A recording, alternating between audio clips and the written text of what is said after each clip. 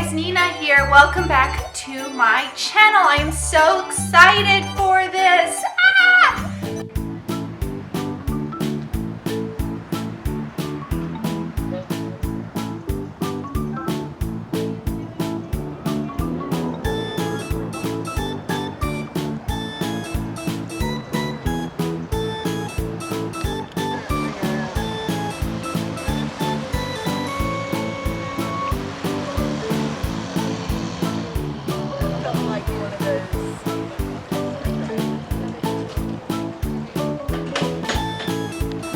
We've been assigned a seat on the boat.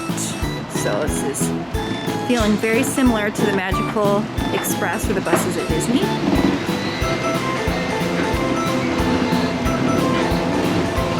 They're all numbered, 3, 4. There we go.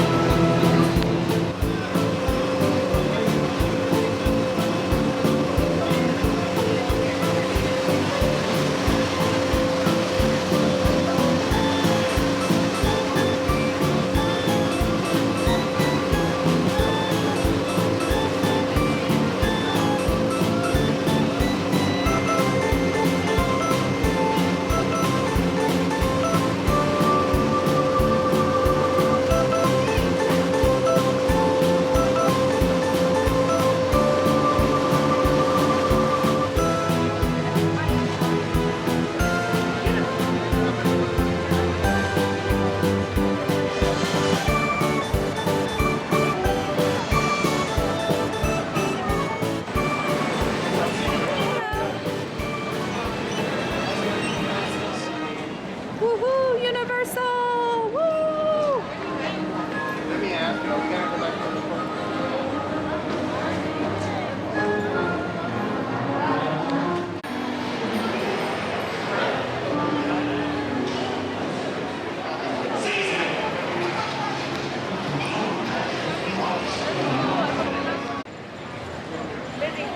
Oh, hi.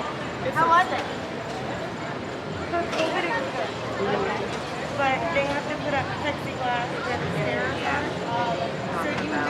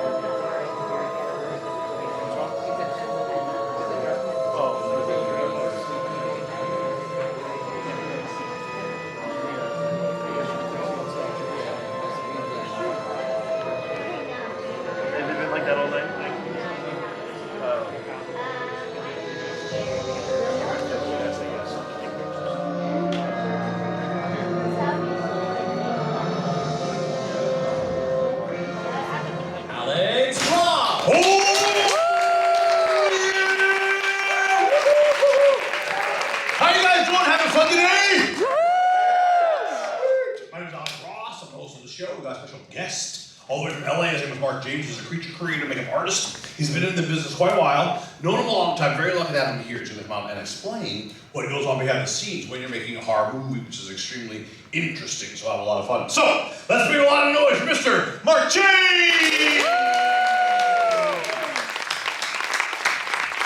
Maybe get in Mark James.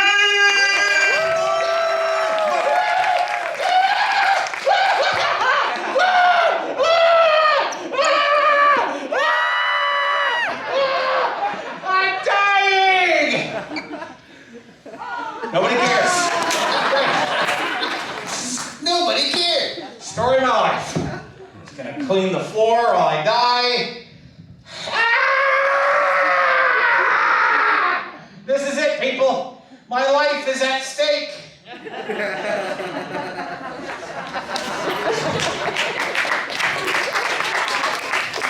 traits. I'm just gonna die like that joke.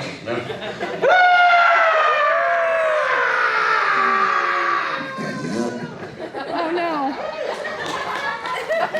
Are you dead? Yes. That's it for two!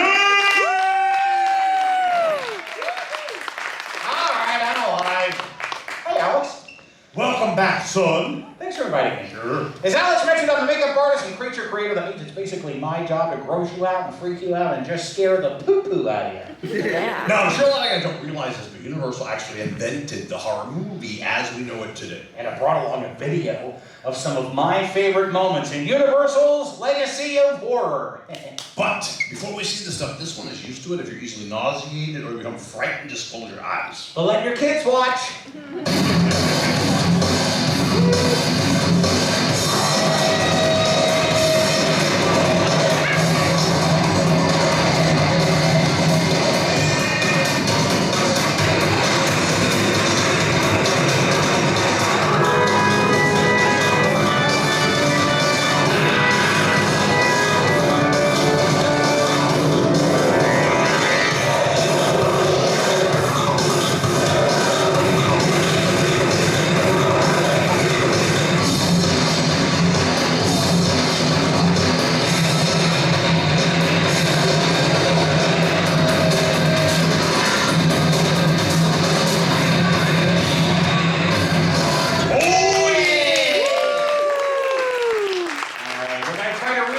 Some of that stuff here on the stage, and if we have time, we'll do some other stuff. Yeah. But for now, Yeah.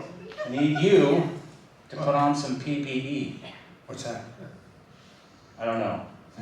Personal protection equipment. I think that's what it stands for. We should probably write that. Now I understand what that rap song's about. PPE. Yeah, you down with PPE? Yeah, you know Really, that that. song says PPE? Yeah, it's about PPE. It's about personal protection equipment.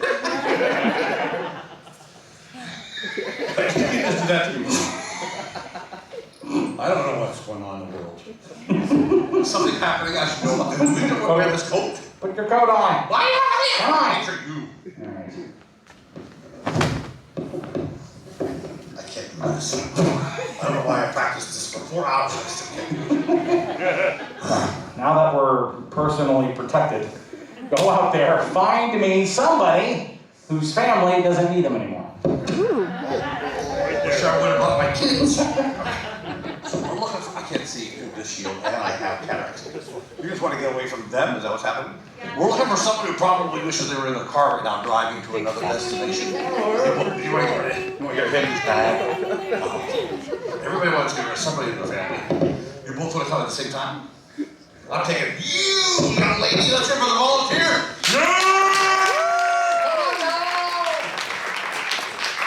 That's what you get for sitting on the end in the front row. All right, young lady, here's something we all know very well. My name's Alex. Your name is? Cat. Cat. Well, like that. Cat. Where are you from? Where are you from, Cat? Cat. Alex from Cat. Hi, Cat. Thanks. Help me out here, buddy. Here you go. Have some more. There you go. Cat, you're from Texas? Is that right? All right. Cat from Texas. That was hard for me to say. Cat. And you're here alone? Wow, that really is the Lone Star State. Okay. Oh. See what I did? Okay. So since you're here alone, I have parts over here for a special somebody in your life. Okay? It's like Build-A-Bear, but bloodier. So you take out the pieces, like start putting together. You get the head out of the fridge for me. The head in Yeah, yeah, and the blood's over here somewhere. We can fill it up with blood later. Let's see. Alex! I am. What are you doing? That's your crap. Come on! You know what it I'm does. trying to be professional here. I wouldn't even go to Anybody buying that? But you're good here. So sorry, Cat. I'm so sorry. That's never happened before. Here, get clean. For the rest of the show, I'm going to make you my assistant. Do you trust me? It's the usual response I get. All right. Do me a favor. Roll up your left sleeve. Cat, I'm sure you're wondering, where do we get those severed limbs? I'll show you where. Give me your arm. What are you gonna tell me? I'm gonna fight. I'm not. What are we going to get? Cat! I like your movie, by the way. The cat. I don't care what the critics say. It's a classic. Right. Cat, I'm not going to hurt you with this one, okay? I'm going to use this one. Come over here. Stand in front of this cart and hold out your arm just like this, all right? I'm gonna take that knife. I'm gonna cut your arm off right there, okay? Don't worry. I'm gonna leave you a good-sized nub, so you can still land on all fours when you fall. This is totally fake, obviously, but help me make it look real. All right, when I cut, I want you to scream like you're an actor in a movie. So let's practice. I'm gonna count to 3. You scream. 1, 2, 3.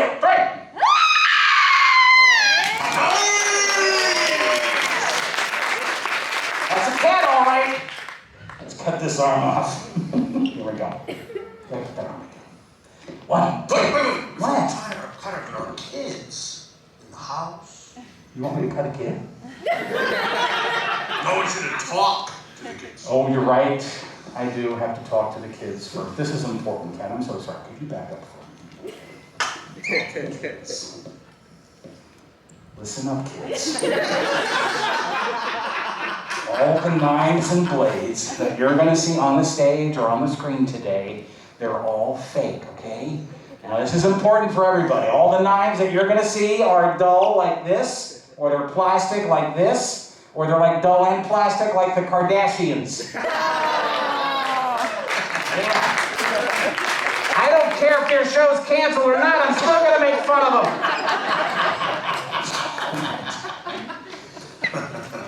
What are you gonna do?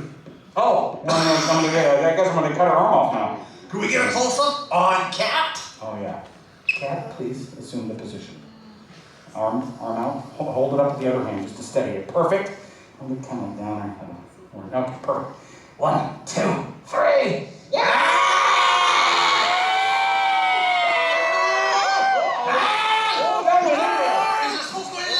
It's in the bone! It is! I can't move it, it's in the bone! What should we do? Oh no, help me! I know we better Sanitize it.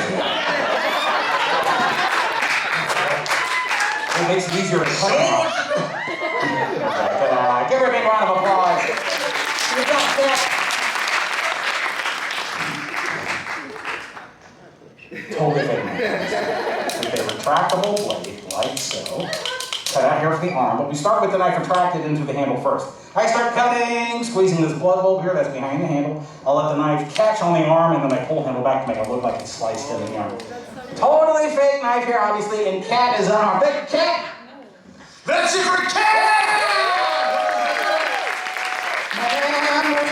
Memories all alone in the moonlight. You're in the same mood, John. I am. Now listen to the history of makeup artists at Universal. Let's go back 100 years ago. Yeah, this kind of work has a tradition with Universal Studios, goes back to the 1920s, with makeup pioneer Lon Chaney. Now, he was known as the man of 1,000 faces. He developed his own makeup for classic horror pictures like The Phantom of the Opera and The Hunchback of Notre Dame. He was a great actor that truly suffered for his art. He put bleach in that eye to turn it white. What? Oh, I made that up. He did, however, wear a 20-pound rubber hump and a harness during The Hunchback, and that gave him some back problems for a while.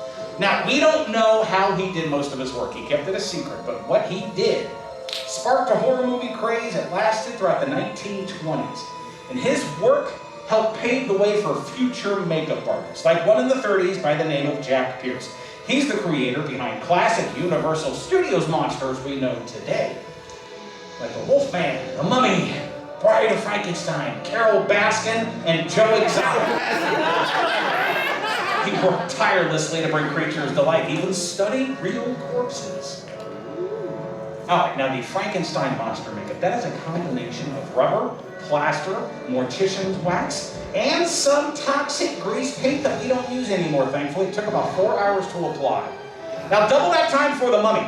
That took over 8 hours because of all the makeup, bandages, and mud they needed to cover Boris Karloff's entire body. The Universal's made some great monsters. Oh yeah, and some crappy ones. I like this guy from this island, Earth, though. Come here, Earth lady. No, I have And in 1968, the industry was changed forever when John Chambers started using latex makeup on his actors during the making of The Planet of the Apes. Now, a lot of latex was used back then, and it's still used today. Like a lot of latex was used in The Mummy, that was in theaters just a few years ago. Here are some conceptual drawings done in pre-production based on the star of the movie, Sophia Boutella. There she is. Now, from all of those drawings, they made some sculpts. And then from those sculpts, they made some latex pieces that were later glued onto Sophia's face, along with these tiny little runic symbols or letters applied with tweezers. And that process would take roughly 4 hours, but that is only from the neck up, so we have a lot more work. We also have these large silicone appliances with ink-infused glue embedded in them, and they help show off the hundreds of runic letters that covered her body. It took them a long time to finish all this work, but when they were finally done, she looked so good, everybody fell down. All these people had to work on her at the same time at that speed. It was a lot of Red Bull that day. Seriously, she had a great stunt double, and her name is Lucy Cork. There she is. They both went through this process a whole bunch of times, and I think all of their hard work really paid off on screen. Whee! Catch me! Now, the guys I mentioned earlier inspired me throughout my career, obviously, but there is somebody else in the business that inspired me the most, and his name is Rick Baker. Now, those of you who don't know the name Rick Baker, you know his work. How many Academy Awards? 7 Academy Awards. That's more than any other makeup artist. Men in Black, Harry and the Hendersons. British Study Professor. Yeah. His first Academy Award, though, was a big movie. Here it is. Anybody know what movie this is? E.T. Yeah, there's E.T. He's back. He's constipated or something. This is obviously American Werewolf in London. Come out 1981. Rick Baker's work in this movie was such a big deal. He didn't just win his first, he won the first Academy Award for makeup effects. Still looks good today. It's like almost 40 years old. It's cool. If you've never seen it, find it, watch it, because you'll love it. Yeah. But when you're watching that movie and the werewolf is growing, you don't see a lot of editing. Right. So how was that accomplished? I mean, that's 40 years ago. Yeah, that's right, yeah. Well, there's no trick photography in that scene. Yeah. It was done by a new technique long before all the computer stuff we have today. So, to do that back in 81, Rick Baker designed and built a whole bunch of these. They're called changeover heads. He built a series of these for the movie. We're very lucky to have these two here. We start with a fiberglass understructure. It's based on David Naughton's features, the star of the movie. We're going to cover it with a latex mask, and they run on a system of pneumatics. Pneumatics, which is air pressure. Simple air pressure. That's all that's making the pieces move. Great airbrushing on the latex here, too, and porcelain dental appliances. Get out of the way. What is it? Porcelain dental appliances. And this is real human hair. That's real hair? Yeah. Where do you get real hair? This guy right over here. He comes back and he visits it every now and then. I'm sorry, you can't have it back. That's odd anyway. No, you still use this practical makeup today? We do still use this today, but nowadays you're going to see this combined with more computer effects. And to better explain, I do have one more clip. Let's roll it. All right, one more time, we're going to go back to The Mummy in pre-production where they made what's called animatics. Those are animated storyboards. They make these before they start shooting the movie. They give everyone an idea of how they want things to look. When they start shooting, they put the actors in those suits. They have a bunch of markings all over them so that they can be recorded into a computer.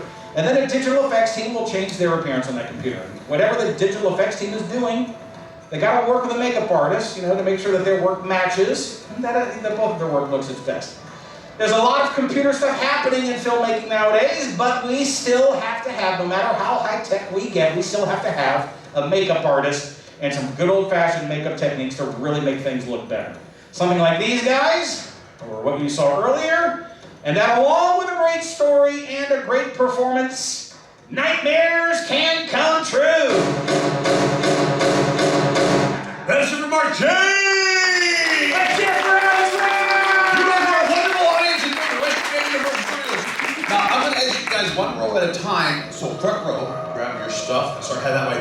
They told me to tell everybody at 9:45 there will be fireworks, so enjoy that tonight, okay? Front row, go ahead and start going to your exit there. You guys are an awesome audience. You're actually probably the best audience we have all day, so sweet. What do you think? It's good, right? I told you you would enjoy it. Thank you. Good night.